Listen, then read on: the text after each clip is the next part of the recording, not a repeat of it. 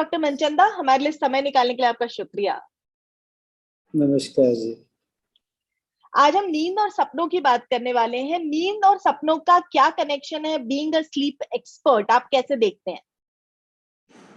देखिए, ऐसा है कि कुदरत ने हमें ऐसी कोई भी चीज नहीं दी है जो जरूरी ना हो, और उसी तरह सपने नींद का एक अभिन्न हिस्सा हैं जो होना जरूरी है।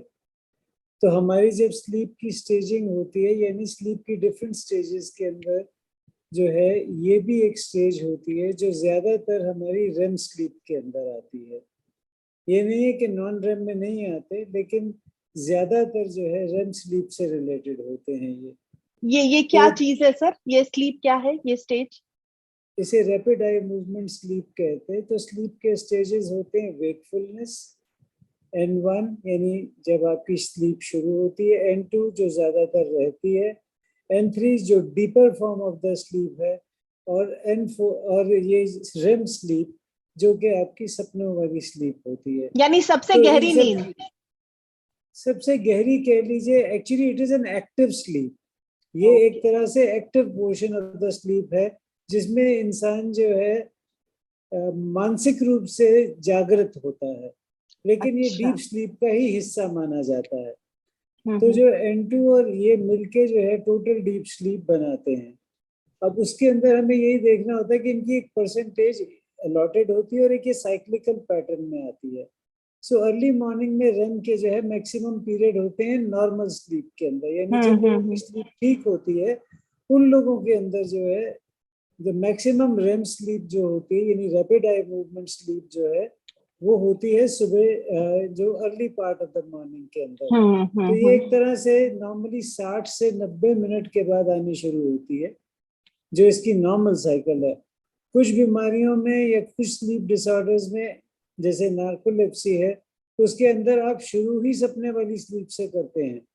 तो उसमें अच्छा। प्रॉब्लम क्या आती है कि पेशेंट की ये एक तरह से धारणा होती है कि वो सोया ही नहीं है, बिकॉज द हाँ ड्रीम्स आर सो विविड। मतलब उनको लगता है कि वो जागृत अवस्था के साथ ही जुड़े हुए हैं। हाँ, तो कुछ ना उस कुछ वजह देख से रहे हैं जो, वो।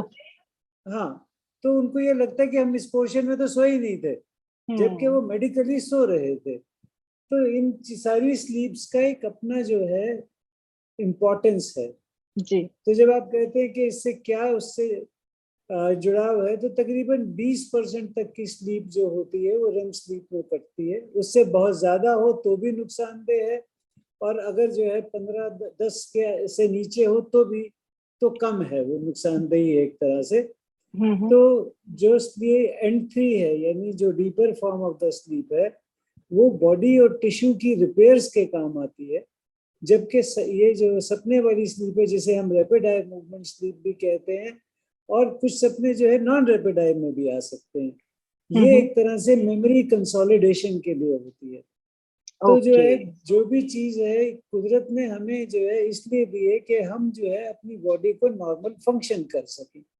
ठीक अगर बात वो है। चीज जो है डेफिसिट होगी तो भी प्रॉब्लम है, ओवर होगी तो भी प्रॉब्लम है। पर मॉर्निंग की स्लीप के लिए ही पुरानी धारणा है, ये कहा जाता है कि सुबह के सपने सच होते हैं।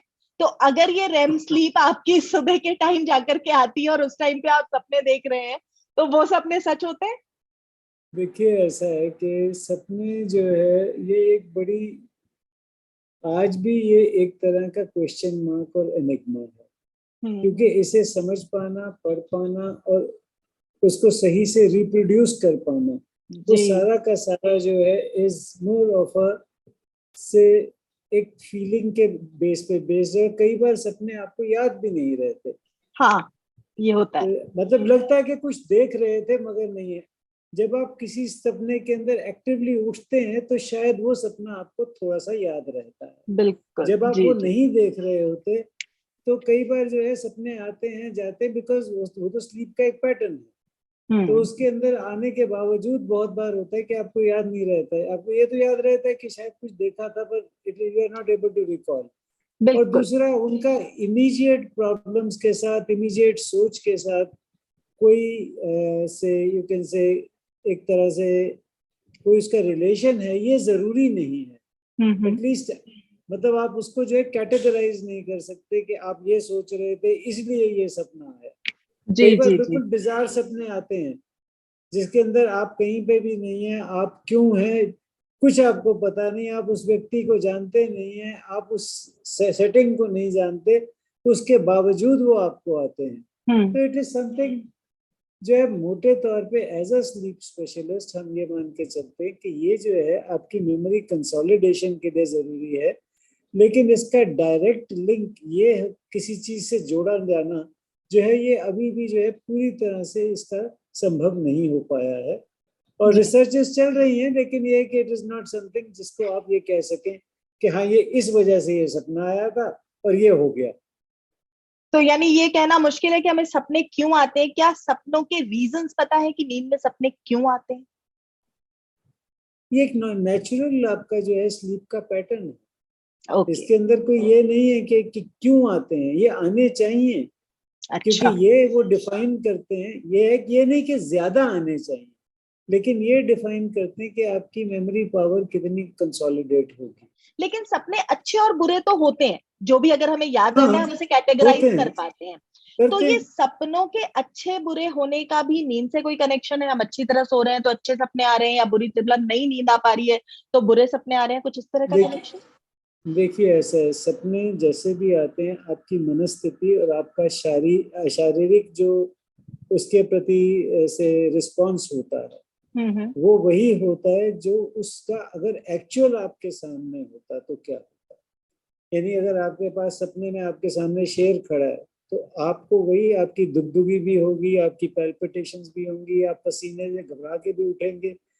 तो द थिंग इज कि अगर आपको ऐसे सपने आते हैं तो sometimes you feel very uncomfortable, आपको ये लगता है कि ये बहुत थकाने वाली चीज हो गई। और कई बार आपको बहुत अच्छा सपना आता है तो यू फील से माइल्डली हैप्पी कि चलो आज तो जो था पर अच्छा लगा। तो it is just like a feeling जिसको हम एक्सट्रापोलेट करते हैं। जी, इस सब में हमारा सबकॉन्शियस माइंड कहीं ना कहीं वर्क कर रहा होता है, जो हम हमेशा कहते हैं कि सोते हुए भी हमारा सबकॉन्शियस माइंड जगा ही रहता है, वो रिपेयरिंग वर्क और वो सारा काम कर रहा होता है। जी देखिए ऐसा होता है कि इसके अंदर जो है हमारे पास जो है ये जो आप कह रही हैं कि सबकॉन्शियस अवेकनिंग रहती है, वो रहती है तभी जो है, लेकिन कुदरत जो है वो बहुत ज्यादा जो है केयरफुल है इंसान के साथ। हम उसकी इज्जत इतनी नहीं करते, वो दूसरी बात है। लेकिन द थिंग इज के रेम स्लीप के अंदर हमारी मसल पावर 0 हो जाती है, इसे हम बोलते हैं एटोनिया, यानी आपकी मसल की टोन खत्म कर दी जाती है, वो कुदरत करती है। उसमें क्या होता है, नहीं तो आप घबराहट में अपने सपने को एनैक्ट करने लगेंगे। ठीक है, तो जिन लोगों को ये प्रॉब्लम होती है स्लीप डिसऑर्डर्स की, जैसे स्लीप वॉकिंग है, स्लीप टॉकिंग है, स्लीप वायलेंस है, कूद जाना है, ये सारी चीजें पॉसिबल है नींद में। नींद में उठ के लोग सैंडविच बना के भी खा सकते हैं, नींद में उठ के लोग किसी को मार भी सकते हैं, पीट भी सकते हैं, खुद को भी इंजर कर सकते हैं।